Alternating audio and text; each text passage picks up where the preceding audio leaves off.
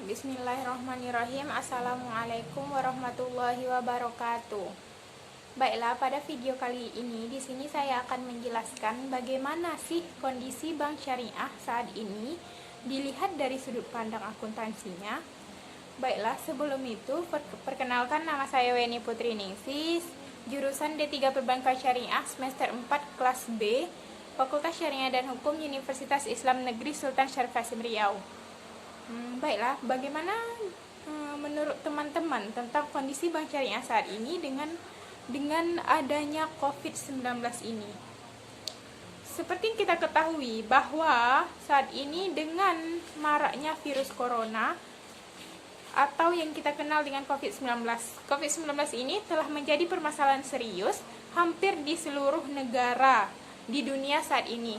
Dampak utama dari kasus COVID-19 ini ialah permasalahan perekonomian, bahkan telah berimbas pada sektor pariwisata dan turunannya, manufaktur, perdagangan, dan permasalahan-permasalahan lainnya.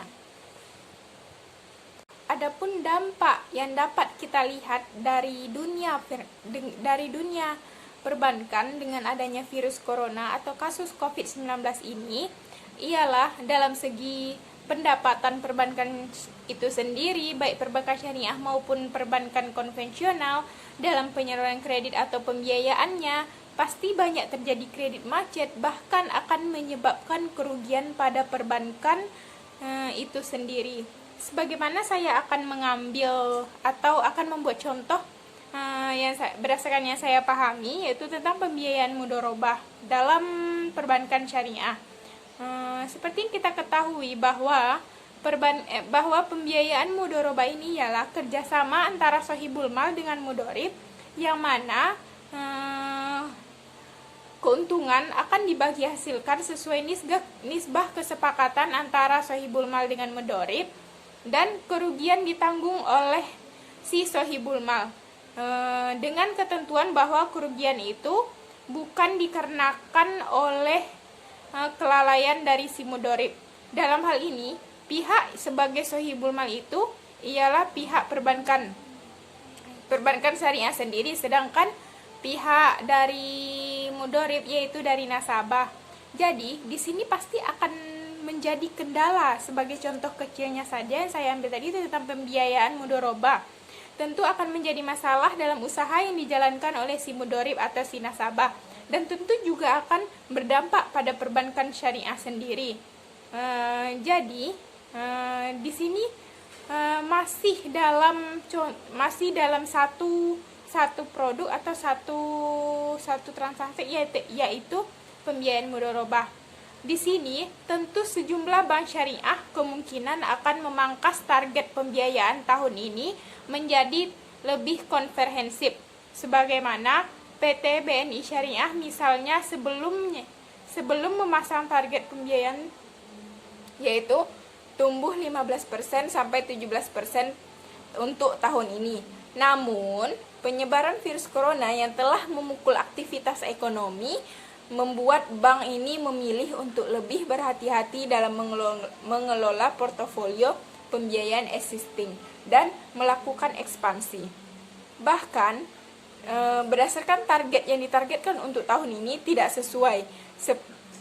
Sepanjang 2 bulan pertama untuk tahun ini, dengan adanya virus corona atau COVID-19 ini, pembiayaan BNI Syariah hanya tumbuh 9,69%.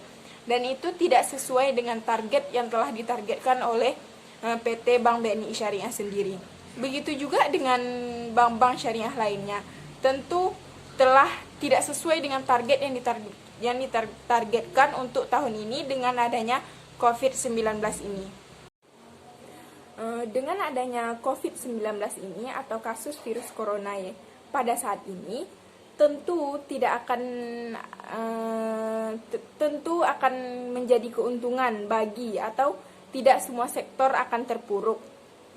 Tetapi bahkan ada juga yang tumbuh, yakni industri terkait desinfektan, masker, dan kertas. Dalam hal ini tentu akan mengalami keuntungan atau sisi positifnya dari adanya virus corona atau COVID-19 ini.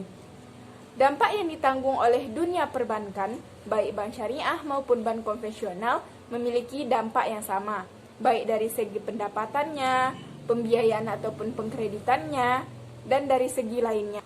Namun dalam kasus ini, tentu pasti ada kebijakan yang akan dilakukan oleh bank syariah, yaitu dengan memberlakukan kebijakan relaksasi penundaan bayar dalam kredit kepada nasabah. Hal ini sejalan dengan kebijakan otoritas guna menghadapi tekanan ekonomi di tengah penyebaran virus corona atau COVID-19 ini. Dalam kebijakan relaksasi ini sudah mulai dilangsungkan oleh bank konvensional secara umum dan bahkan bank syariah juga.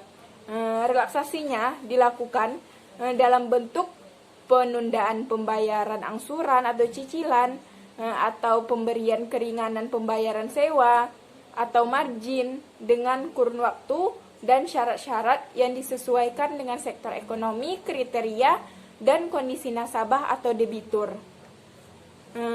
Jadi, di sini tentu saya katakan kesimpulannya bahwa dengan adanya COVID-19 ini atau keadaan saat ini, tentu bank syariah ataupun bank konvensional pasti sangat kacau, khususnya dalam pendapatan atau pembiayaannya tadi.